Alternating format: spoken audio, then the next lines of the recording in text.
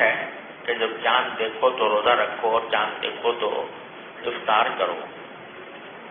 اور ساتھ میں بھی فرمایا کہ غم علیکم، اگر تمہارے اوپر وہ پوشیدہ ہو جائے، یعنی غمہ کے معنی یہ کہ کوئی بادل بیچ میں حائل ہو جائے، غمام وغیرہ، تو فقدروا لہ، تو پھر اس کے اندازہ لگاؤ.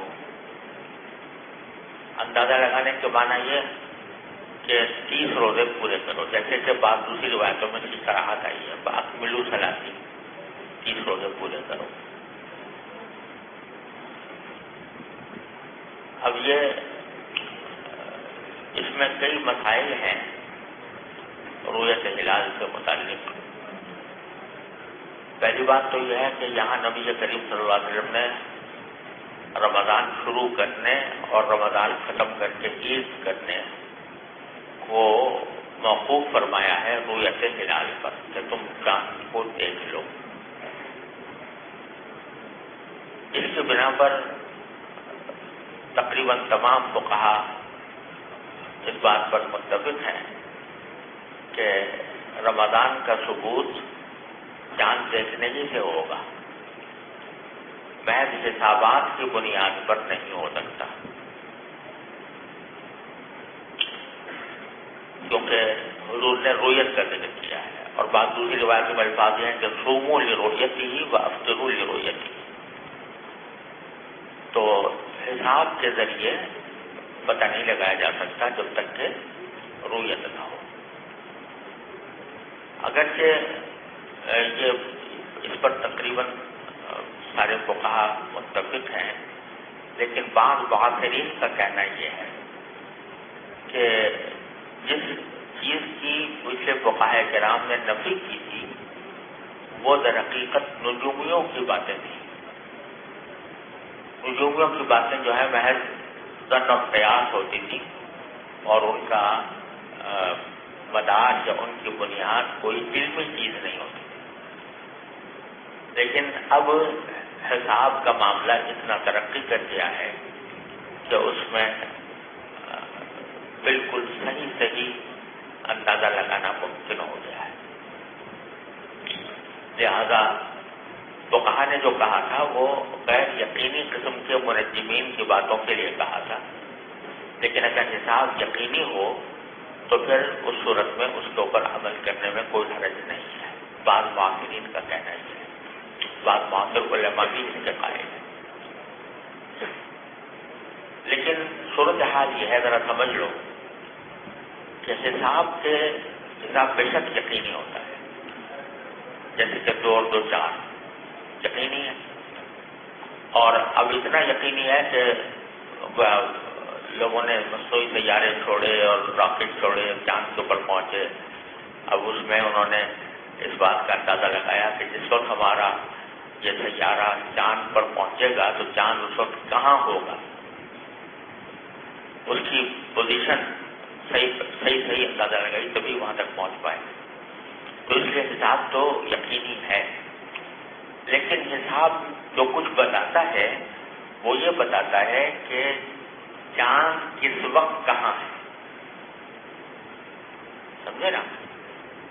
اب چنانچہ جو موجودہ حساب کے لوگ ہیں سائنسدان، وہ یہ بتاتے ہیں کہ چاند کس وقت پیدا ہوگا.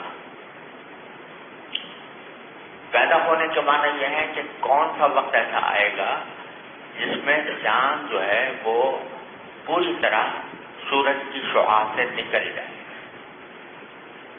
یعنی ایک وقت ایسا تھا نا جو 28 تاریخ کو کہ جو ہے چاند جو ہے وہ اس کو ڈھانپ لیتا ہے، سورج کی شعاعیں ڈھانپ لیتی ہیں، اس لیے نظر نہیں آتا. ہوتا تو ہے موجود، لیکن چاند سورج کی شعاعیں اس کو ڈھانپ لیتی ہیں، اس وقت نظر نہیں آتا.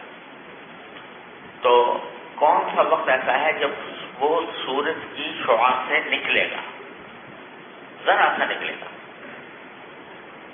تو اس کو وہ کہتے ہیں چاند کی ولادت، چاند کی پیدائش. سمجھ گئے؟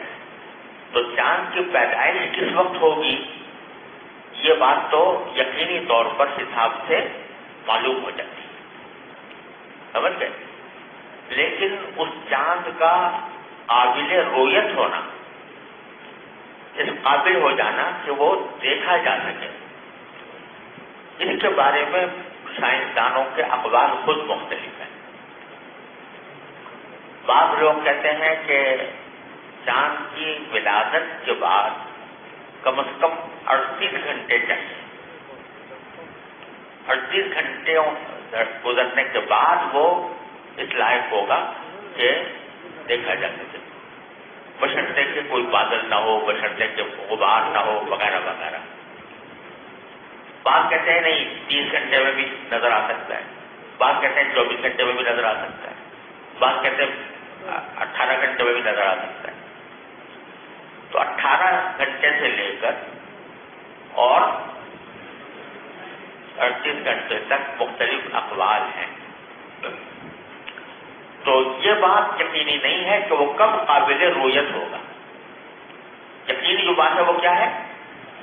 ولادت چاند، وہ تو یقینی ہے، لیکن اس وقت قابل رویت ہوگا اس میں بڑا اختلاف ہے خود سائنسدانوں کے درمیان، اور وہ کوئی متفقہ طور پر نہیں کہہ سکتے کہ کتنے دیر کے بعد وہ قابل رویت ہوگا، سمجھ گئے؟ تو پہلی بات تو یہ ہے کہ اس لحاظ سے حساب یقینی نہیں ہے کہ وہ قابل رویت کب ہوگا۔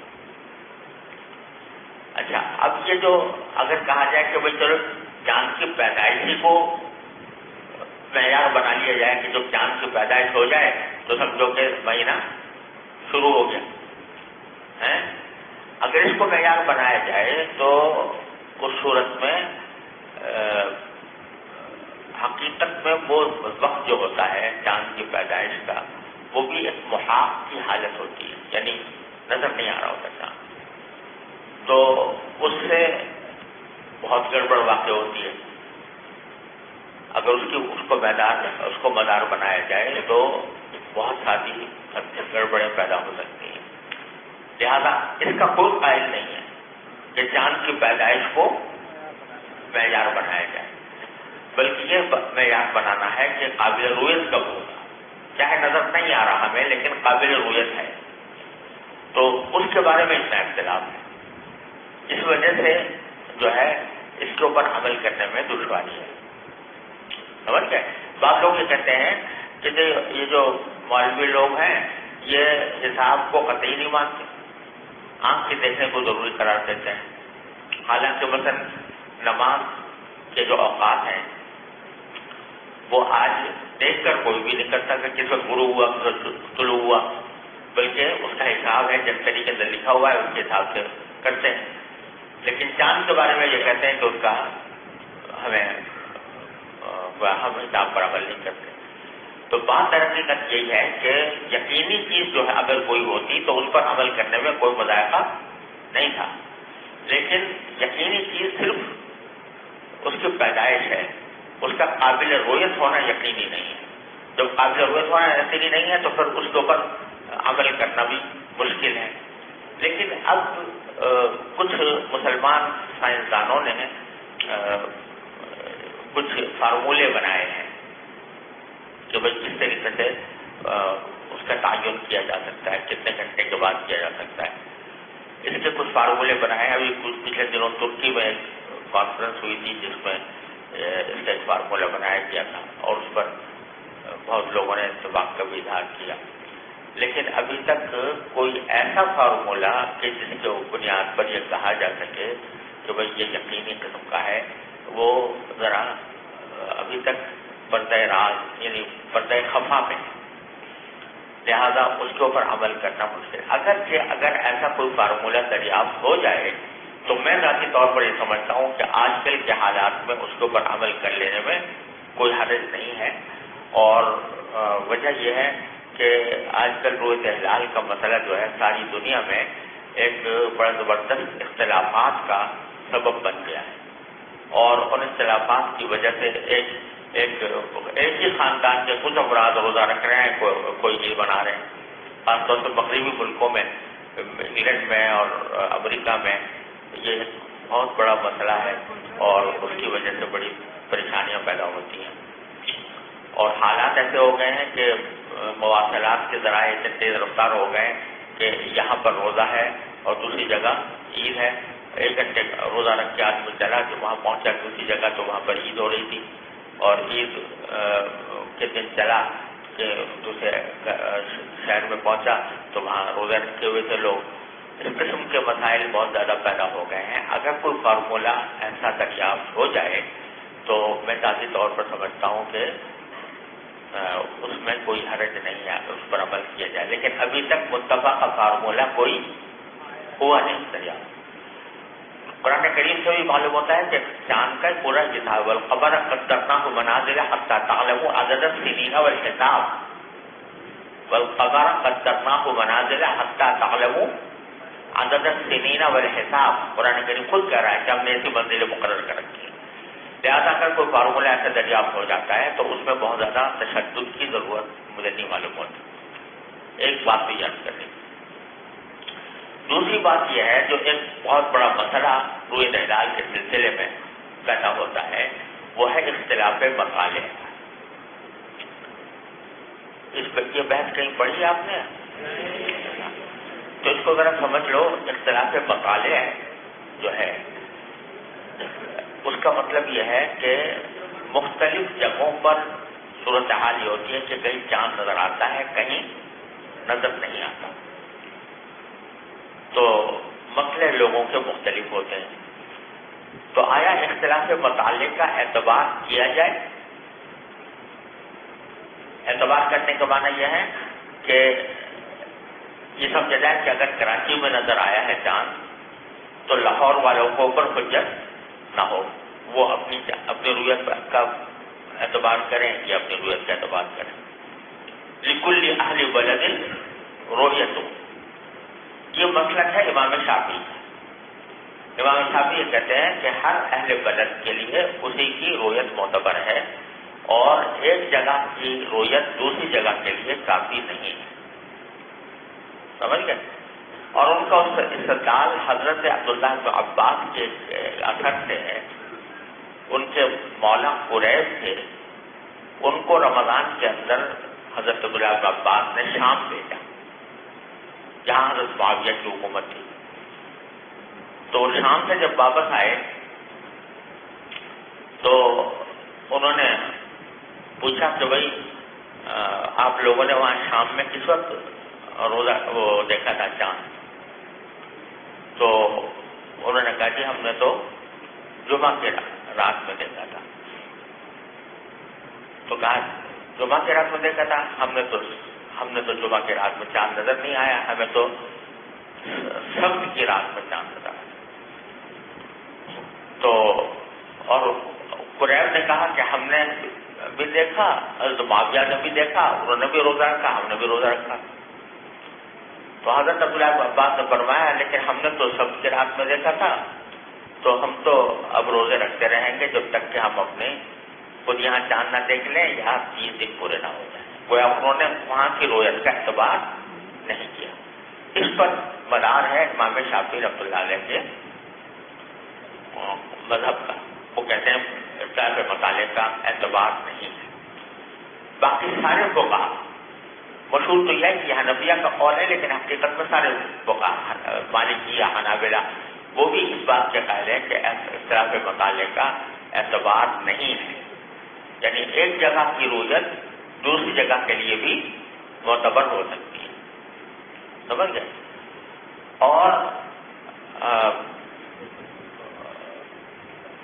اس بنا پر اگر اس قول کو اختیار کیا جائے، اور حنفیہ کا جو اصل ظاہر و روایت کا قول ہے وہ یہی ہے کہ اگر اہل مشرق نے چاند دیکھ لیا، اہل مغرب نے چاند دیکھ لیا، تو اہل مشرق کے اوپر بھی حجت ہوگا، بشرطے کہ وہ صحیح طریقے سے اس رویت کا ثبوت مشرق میں ہو جائے۔ اور اگر عقلاً دیکھا جائے تو اختلاف مطالعے کو معتبر ماننے کا کوئی جواز نہیں ہے۔ اس کی تفصیل یہ ہے، ذرا سمجھو کہ جب چاند افق پر نمایاں ہوتا ہے، افق پر جب ظاہر ہوتا ہے تو وہ زمین کے اوپر اپنے دیکھنے والوں کے اعتبار سے ایک قوس بنتا ہے، ایک کمان جیسی ہوتی ہے یہ، سمجھے؟ جو اس قوس کے اندر ہوگا وہ چاند دیکھے گا، جو قوس سے باہر ہوگا اس کو چاند نظر نہیں آئے، سمجھ گئے؟ فرض کر لو میں ایسے ہی سمجھانے کے لیے جو میرا جو ڈیسک ہے یہ قوس ہے، تو جو اس قوس کے اندر ہے وہ چاند دیکھے گا، جو قوس سے باہر ہے وہ نہیں دیکھے گا، ٹھیک؟ اب جو لوگ قوس کے اندر ہیں ان میں بعض اوقات ہزاروں میل کا فاصلہ بھی ہو سکتا ہے، جیسے ایک آدمی اس کونے پر کھڑا ہے قوس کے اور دوسرا اس کونے پر کھڑا ہے، تو ان کے درمیان کتنا فاصلہ ہوا؟ سینکڑوں ہزاروں میل، سمجھ گئے؟ لیکن ان کا مسئلہ متحد ہے، یہ بھی دیکھ رہا ہے اور یہ بھی دیکھ رہا ہے، ٹھیک؟ اور جو قوس سے باہر ہے وہ چاند نہیں دیکھتا۔ اب ایک آدمی قوس کے اس کنارے پر کھڑا ہے، وہ دیکھ رہا ہے کہ نہیں؟ دیکھ رہا ہے، اور دوسرا اس قوس سے باہر یہاں کھڑا ہے جس کے درمیان 10 میل کا فاصلہ ہے، سمجھے نا؟ تو نہیں دیکھا، لہٰذا 10 میل پر بھی مسئلہ مختلف ہو سکتا ہے اور سینکڑوں میل پر بھی ایک جیسا رہ سکتا ہے، سمجھ گئے نا؟ تو میں اس کی مثال کی دیا کرتا ہوں، مثلا ہمارا مینار ہے، تو اب اگر تم ادھر چلے جاؤ تو ایک دور تک نظر آتا رہے گا نا مینار، اور ایک وقت ایسا آئے گا کہ یہ نظر نہیں آئے گا، تو وہ آخری نقطہ جس پر نظر آیا ہے وہ یہاں سے فرض کرو 2 میل ہے، 2 میل تک نظر آ رہا ہے، تو 2 میل تک کا جو علاقہ ہے ان کا مسئلہ ایک ہے۔ آخری نقطے سے ذرا آگے بڑھ جاؤ 10 قدم تو نظر نہیں آئے گا، تو وہ کیا ہوا؟ اس کا مسئلہ مختلف ہو گیا۔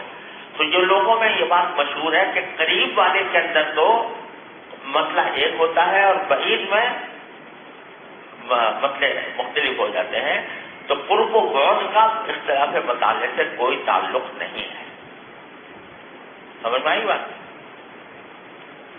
اچھا، اب اگر ایسا ہوتا کہ ہمیشہ زمین پر جو قوس بنتی ہے وہ ہمیشہ ایک ہی ہوتی، تو اس وقت ہم یہ کہہ سکتے تھے کہ بھئی جو اس قوس کے اندر ہیں ان کا مسئلہ تو متحد ہے، جو باہر ہیں ان کا مسئلہ الگ ہے نا؟ لیکن ہوتا یہ ہے کہ ہر مہینے چاند نئی قوس بناتا ہے۔ اب کہ اگر یوں ہے تو اگلے مہینے یوں ہوگی، جو لوگ اس قوس سے اندر تھے وہ باہر چلے جائیں گے، جو باہر سے وہ اندر آ جائیں، تیسرے مہینے یوں ہوگی، چوتھے مہینے یوں ہوگی، تو ہر مہینے قوس میں تبدیلی واقع ہوتی رہتی ہے۔ لہذا مستقل طور پر یہ نہیں کہا جا سکتا کہ یہ شہر اور وہ شہر، یہ 2 شہر جو ہیں آپس میں متحد المسئلہ ہے یا مختلف المسئلہ ہے، بلکہ ہر مہینے الگ صورت حال ہو، سمجھ میں آئی بات؟ لہذا اگر اختلاف مطالعے کو معتبر مانا جائے تو یہ بھی ہو سکتا ہے کہ شہر کے ایک حصے میں چاند نظر آ رہا ہو، دوسرے حصے میں نظر نہ آ رہا ہو۔ کراچی تو بڑا شہر ہے، تو اس میں اگر وہ قوس کے اندر آدھا حصہ آ گیا شہر کا اور آدھا حصہ نہیں آیا تو آدھے حصے میں نظر آئے گا، آدھے حصے میں نظر نہیں آئے گا۔ تو اگر اختلاف مطالعے کو معتبر مانا جائے مطلقاً تو ایک ہی شہر کے اندر بھی مسئلہ مختلف ہو سکتا ہے، سمجھ گئے؟ پھر حدیث کے نقطۂ نظر سے اگر دیکھیں، یہ فرمایا کہ اذا رأیتم فصوموا، رأیتموہ فصوموا یصوموا لرؤیتہ، یہ خطاب کس کو ہے؟ مسلمانوں کو ہے نا، سب مسلمانوں کو۔ تو کیا اس کا مطلب یہ کہ ہر فرد چاند دیکھے؟ یہ مراد ہوگی، بلکہ یہ کہ اے مسلمانوں تم میں سے جو لوگ بھی چاند دیکھ لیں تو دوسروں کے لیے وہ معتبر ہے. سمجھے کہ نہیں؟ اب اس میں کوئی آپ نے تفریق یہ نہیں فرمائی کہ ایک شہر کے لوگ دیکھیں یا 2 شہر کے لوگ دیکھیں. شومو ایھا المسلمون لرؤیتہ، اے مسلمانوں جب تم چاند دیکھ لو، یعنی تم میں سے کوئی افراد بھی چاند دیکھ لیں تو روزہ رکھو. تو اس طرح کے مطالعے کا تو کوئی اعتبار ہم نے کیا نہیں. دنیا میں کوئی بھی چاند دیکھ لے سارے مسلمانوں پر ہو جائے گی. بات سمجھ میں؟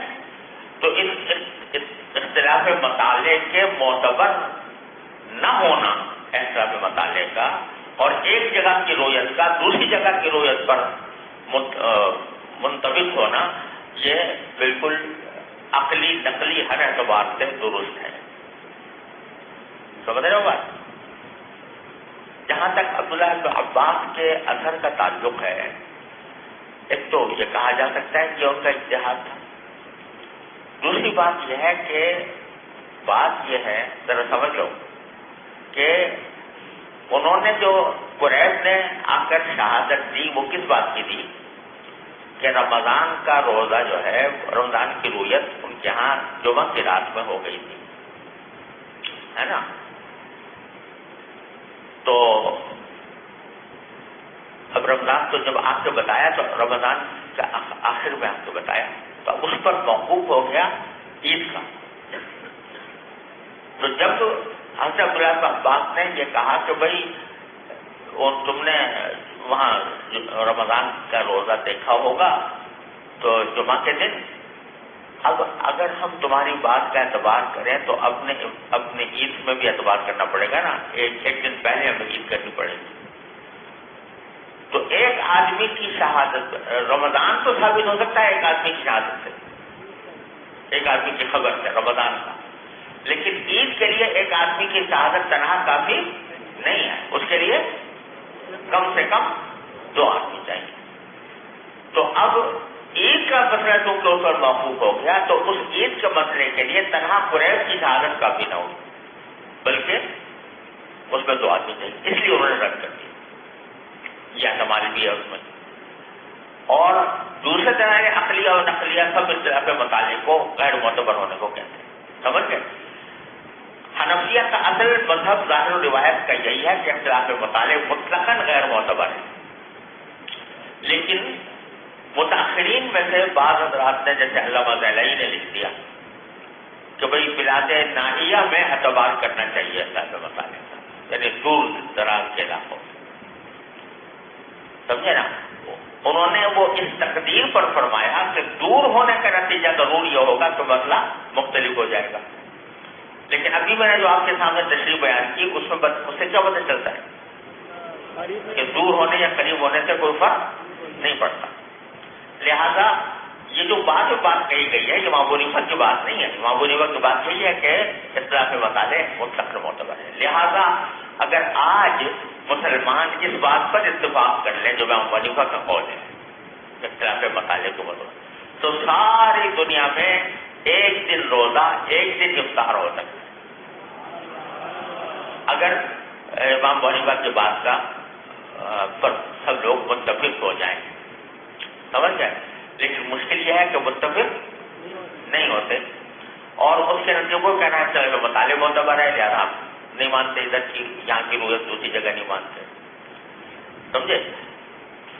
ہم پاکستان کے اندر مرکزی رویت حال کمیٹی قائم ہے اسی کام کے لیے، اور وہ ہمارے بزرگوں نے بڑی محنت سے اور بڑی جد و جہد کے بعد وہ قائم کروائی تھی، اس لیے تاکہ سارے ملک کے اندر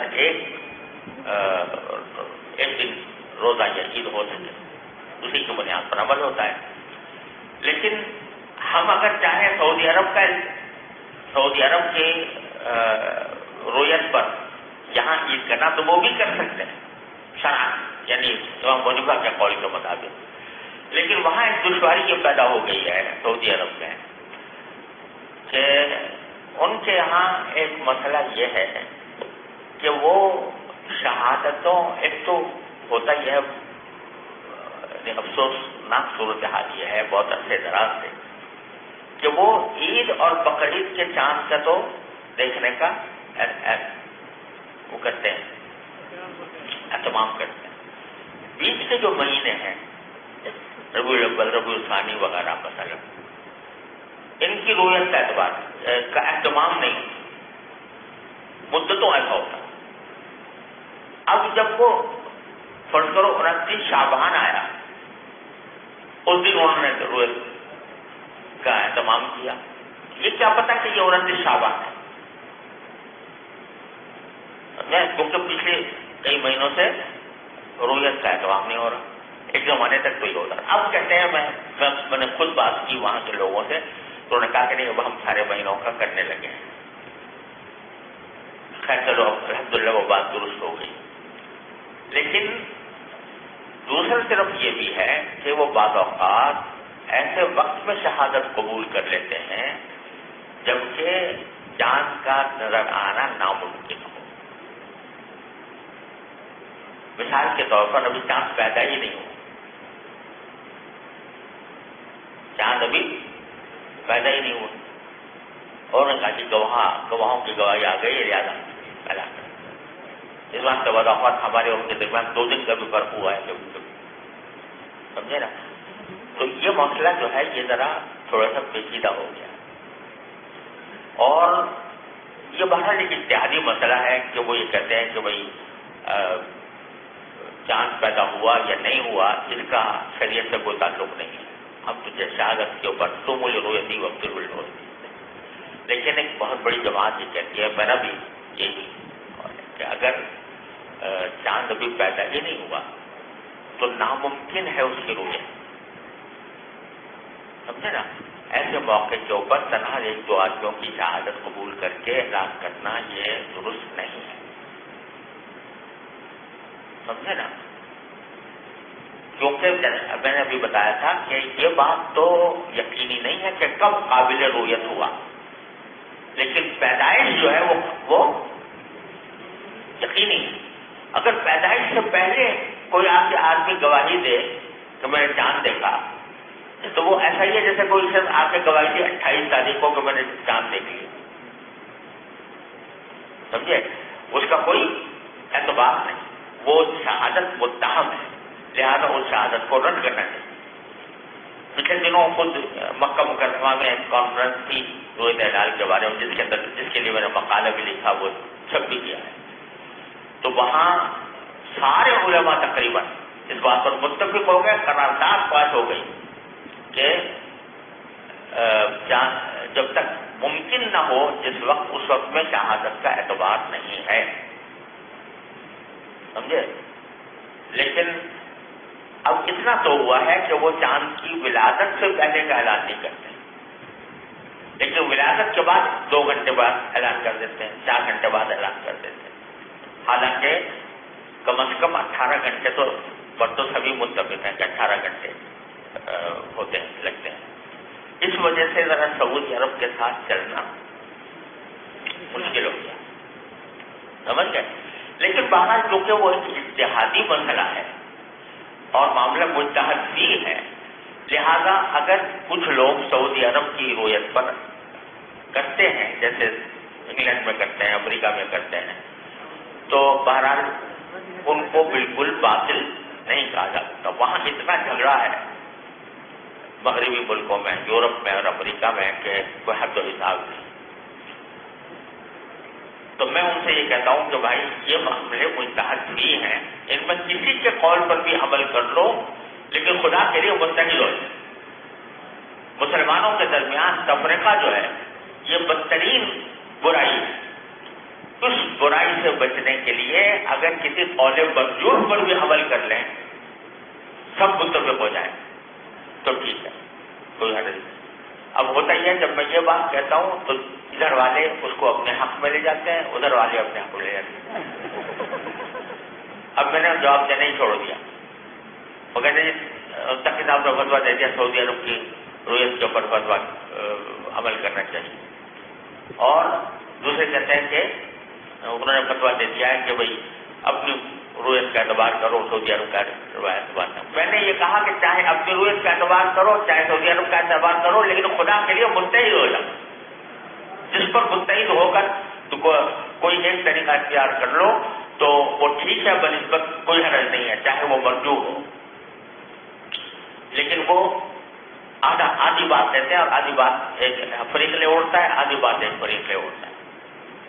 یہاں تک کہ ایک مرتبہ انگلینڈ کے لوگوں نے اتفاق کیا، سب نے مجھے دستخط کر کے بھیجے، دونوں فریقوں نے، کہ آپ آ جائیں یہاں پر اور آ کر ہمارے درمیان فیصلہ کر دیں، جو آپ کا فیصلہ ہوگا ہمیں منظور ہوگا. یہ لکھ دیا. تو میں نے جو ایک فریق کے جو سربراہ تھے ان کو فون کیا. میں نے کہا بھائی یہ آپ کی طرف سے خط آیا ہے، یہ آپ اس کو مانتے ہیں، اس پر عمل کریں گے اگر میں کوئی بات کہوں؟ جی بالکل کریں گے، اور آپ تو ظاہر ہے یہی فتویٰ دیں گے.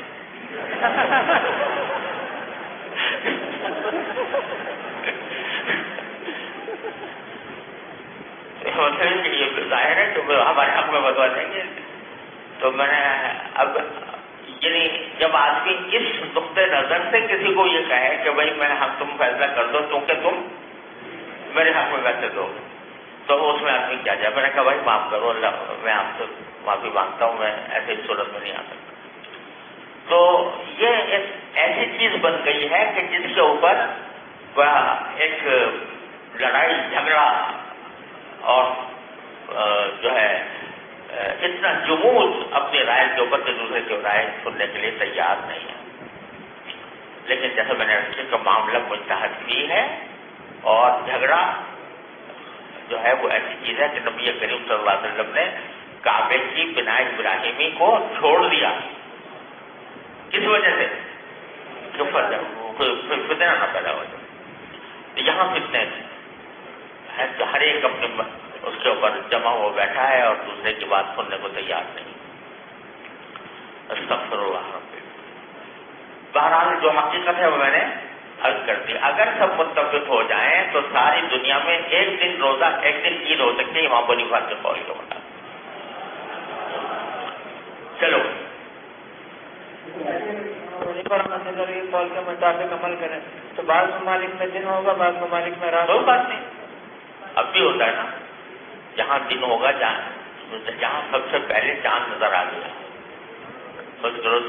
آسٹریلیا میں نظر آ گیا، ٹھیک ہے، تو پھر بعد میں وہاں کے اس رویت کے اوپر باقی لوگ بھی فیصلہ کر لیں. جو دن گزرتا جائے گا، رات آتی جائے گی تو وہ اس کی رویت پر عمل کر لیں. یہ ہو سکتا ہے. لیکن جو ہے بعض لوگ یہ تجویز پیش کرتے ہیں کہ مکہ مکرمہ کی رویت کو معتبر مانا جائے، اس کو بنیاد بنا لیا جائے. وہ قابل عمل نہیں، اس لیے کہ مکہ مکرمہ کو اگر فرض کرو بنیاد بنایا جائے تو آسٹریلیا والے، جاپان والے وہ صبح تک انتظار کرتے رہے کہ چاند ہوا کہ نہیں ہوا سعودی عرب میں، سمجھے نا. تو اس واسطے وہ قابل عمل نہیں. لیکن یہ قابل عمل ہے کہ اگر آسٹریلیا میں نظر آ گیا تو باقی ساری دنیا والے جو ہے اس کی پیروی کر لیں. سمجھ گئے؟ جی جی اگر ایسا فارمولہ کر دو.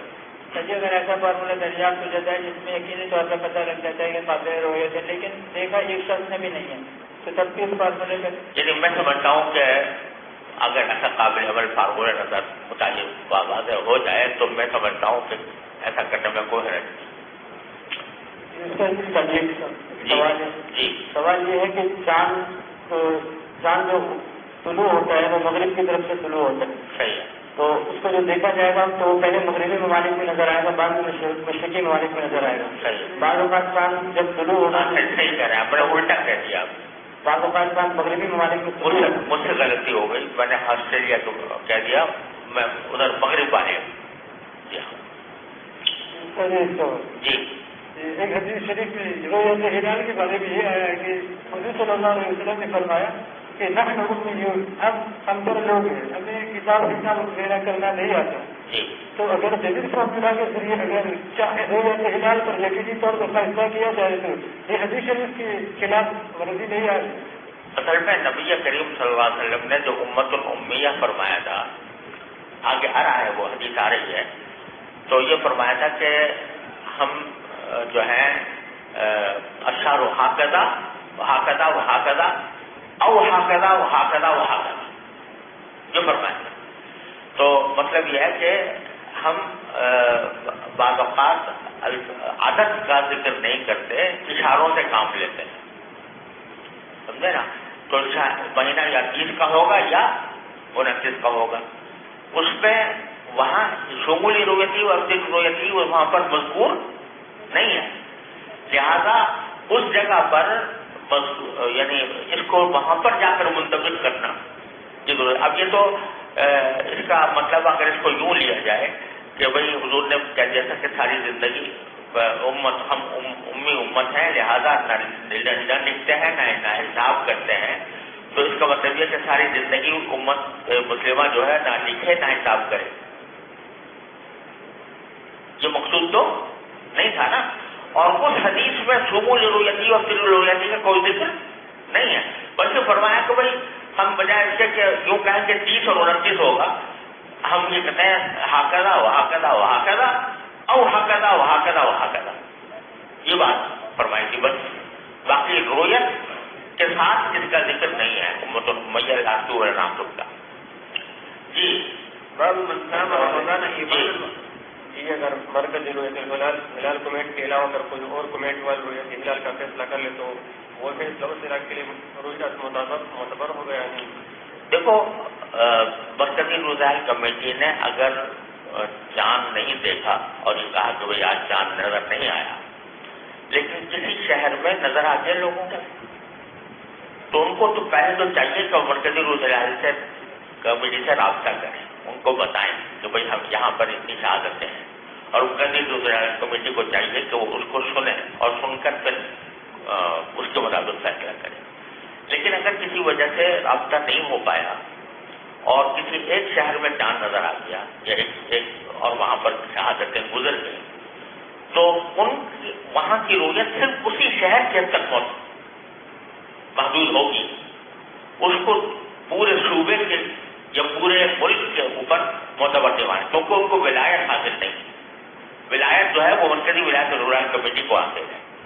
ولایت اس شہر کے کسی قاضی کو یا شہر کے کسی عالم کو حاصل نہیں ہے. وہ اپنی جگہ کے لیے کہہ سکتا ہے کہ بھئی یہاں ہم نے شہادتیں لی ہیں، اس شہر کے اندر چاند نظر آ گیا ہے، لہٰذا یہاں کے شہر کے لوگ روزہ رکھیں، ٹھیک ہے. لیکن اس کا یہ قول اس شہر کے علاوہ کسی اور شہر پر معتبر نہیں ہے. جی مرکزی ہلال کے نمائندے تو ہر صوبے میں پائے جاتے ہیں. ہاں، تو اگر کسی صوبے میں چاند دیکھنے کی بات پھیلتی ہے تو یقیناً ان تک یہ بات پہنچتی ہے، تو ان کی ذمہ داری بنتی ہے کہ اس پر عمل کریں اور تحقیق کریں. عمل نہ کریں، تحقیق کریں. ہاں تحقیق کریں، تحقیق کرنا پڑتا ہے. لیکن پھر آج کل اس طرح ہوتا ہے کہ وہ کسی کی بات سنتے نہیں اور اسی پر عمل کیا جاتا ہے. نہیں، ایسی بات نہیں ہے، ایسی بات نہیں ہے. اگر ان کے پاس شہادتیں جائیں گی تو وہ ضرور اس کی تحقیق کریں گے. جیسا نہیں ہوتا، یہ خامخواہ حق درمی کی بات ہے کہ ہم ان تک نہیں پہنچائیں گے، ہم خود لیں گے شہادتیں، تو یہ غلط بات ہے. جی جیسے جیسے مغرب کے ممالک کی طرف جاتا ہے تو چاند کے نظر آنے کا اعتبار بڑھ جاتا ہے، کیونکہ چاند کی عمر بڑھ گئی ہوتی ہے. صحیح. تو اگر آپ نے جیسے فرمایا کہ آسٹریلیا میں نظر آیا تو یقیناً اس کے مغرب کے ممالک میں تو نظر آنے کی کبھی امید بھی ہے اور اس سے فیصلہ بھی کیا جا سکتا ہے. جی. لیکن اگر مثال کے طور پر برطانیہ میں یا ایسے ملک میں نظر آیا، اس میں تو نظر آیا. جی. اب چونکہ پچھلے جو مشرق کے ممالک ہیں انہوں نے دیکھا بھی نہیں اور اس کے دیکھنے کا امکان بھی نہیں تھا. اب اگر ہم اس کو سارے دنیا میں نافذ کرتے ہیں تو یقیناً آسٹریلیا جیسے ممالک میں وہ اگلے دن ہی روزہ رکھ سکتے ہیں نا، یا اس دن کیسے کیا جا سکتا ہے ایک ہی دن؟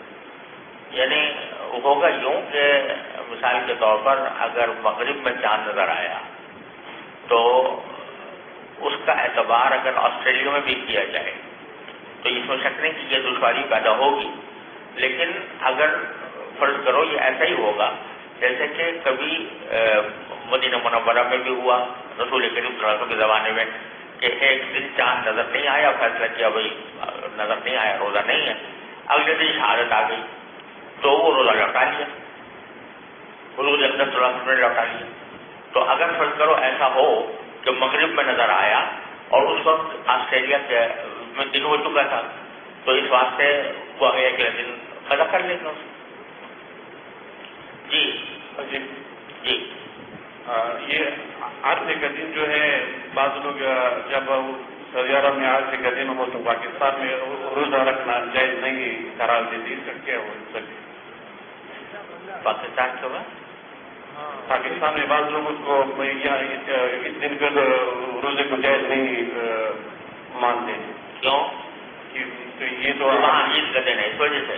جی جی یہ غلط بات ہے، ہر جگہ کا حکم جو ہے اپنے مسئلے کے اعتبار سے ہوتا ہے، ہر جگہ کا حکم اپنے مسئلے کے اعتبار سے ہوتا ہے، تو لہذا وہ دن یہاں پر 9 ذی الحجہ کا دن ہے اور وہ 10 ذی الحجہ نہیں ہے۔ چلو بھائی پہلی بات جی عرفے کے دن کو جو فضیلت حاصل ہے، بعض لوگ کہتے ہیں کہ وقوع عرفہ کی وجہ سے، تو وہ دونوں قول ہیں لیکن زیادہ صحیح ہے کہ وہ 9 تاریخ جو ہے ذی الحجہ سے یوم النحر سے ایک دن پہلے، تو وہ فضیلت اس کو بھی حاصل ہے، جو یہاں ہے وہ یہاں کے اعتبار سے جو 9 ذی الحجہ ہے اس کو بھی وہی فضیلت ہے۔ چلو یار اب سے توڑتے رہو۔ رمضان